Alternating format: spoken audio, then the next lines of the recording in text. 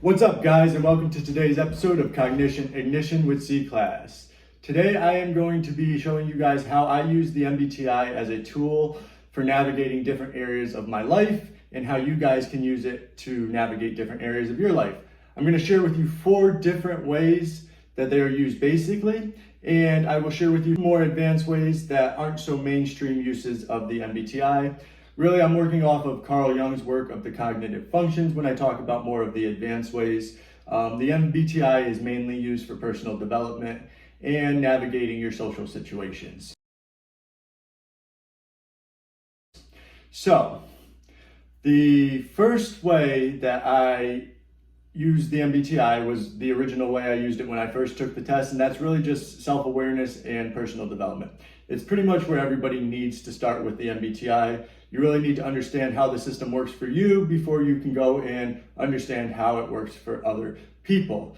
This can take quite a while because at first you're going to understand your type, which is the 4-letter preferences. Then you're going to have to start understanding attitudes and behaviors. And then you are going to eventually have to start really understanding what the functions are, how they play out, and how different people are going to be using the same function based on where it falls in their cognitive function stack and where they are on their own personal development journey and what they are working towards in life.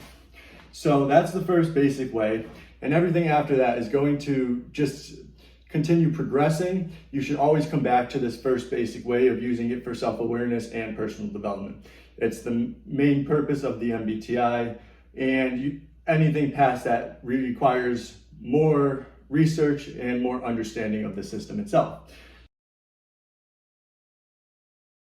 So, number 2 is really relationship management. And this is not just your spouse, this is also with your children, with your parents. You can do a lot of excavation on your past and understand how interactions with teachers and parents were and why they were like that.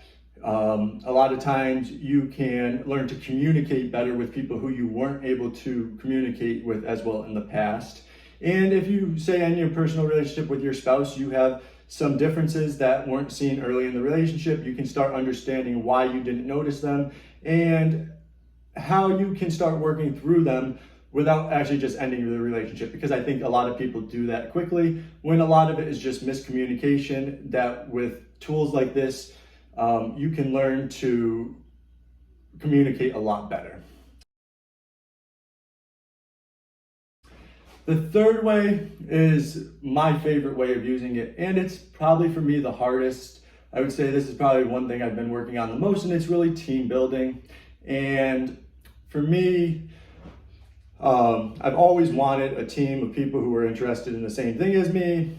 When I first started my business and I wasn't really into the MBTI, I always had a hard time understanding where people were coming from, why some people weren't interested in things as much as I was, and why some people were better in areas of the same business that I just wasn't so good at.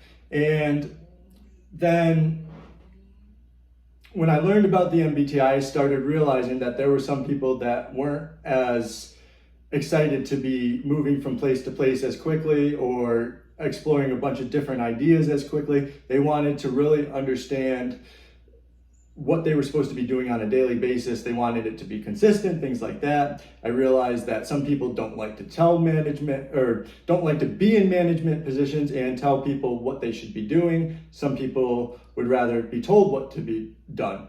And then some people, really, I've realized that even if I hire them underneath me, I need to let them be more independent. Just because that's how they function. That's how they operate on a day-to-day basis. And if I try to oversee things too much with them, the business will not be as effective as if I just let them make their own small mistakes and continue working towards the goal that I know that they're actually working towards. For myself, I would say that when I started using this as a team building thing, I got to recognize a lot about myself because as an INTP, I don't have a lot of introverted feelings. So when I would do things because they just needed to be done, I didn't necessarily realize how they were affecting me. Once I started realizing how other people were affected by other things, I was quickly able to realize that things actually do affect me, and I could actually start setting my life up so that they don't have as much of an impact on me. And when you do it for yourself and you're doing it for your team, you start to realize that systems become incorporated more quickly. A lot of people are happy picking up the slack because they know how these systems should be done. And then the fourth way that I use the MBTI is employee coaching. And what I really try to do here is start them back from part one and start getting them more self-aware of themselves, having them realize what areas they are strong in and how they can improve their strengths, what areas they are weaker in, and how they can either improve those or work with others to improve those on their own. I try to help everybody kind of with their relationships, whether they have kids or whether they have parents they're taking care of or are in a relationship with a spouse. I try to make sure that they understand how that impacts them. I try not to be too invasive with this. Usually once I get into coaching people, they open up, so it's not very invasive. But you don't want to jump into teaching people how they interact based on their MBTI type until they really can accept that they are a certain type. Then I try to teach them how I built the team. I usually let them know exactly what I did with them and show them how I tried to structure it. So that way they can improve that structure later on without so much oversight from myself. And then I try to encourage them to continue coaching our other employees, younger employees, or new employees. So that's your basic use of the MBTI. Like I said, these are progressions. You're going to come back to the first one a lot. The more you work with people, the more you understand other people's types. You will continue coming back to the first one, and these will widen each time. Like, you're going to get more information from each progression and a better understanding of how they really work. For myself, the more I do it, the more natural it becomes. And when I decide I'm going to start working on a certain cognitive function, because I put so much time into the first few steps, it becomes more natural and easier to do. Now, number 5 is really just supposed to be for fun. I do think it's legitimate, but I don't think it's being used right now. One thing I notice is, like, when I hear people in technology talk, a lot of them do refer to Carl Jung's work. When I hear people in philosophy talk, they use Carl Jung's work. There's a lot of areas that are using Carl Jung's work and his explanation of archetypes and subconscious blockages. And then on top of that, like, when you take other psychological factors like heuristics and ways that memory work and ways that we learn, I like to take all of these and realize, like, what all these are really teaching us. And for me, it's really about understanding how inputs and outputs work in computers. I think that we're pretty much like computers. We are a physical object. We have inputs and outputs. And when you think about how we react to certain inputs or how we give our inputs and what it causes in the external world, that's how I think of computers. I do learn to program, as you guys know. I like to read a lot about programming and then work on small projects.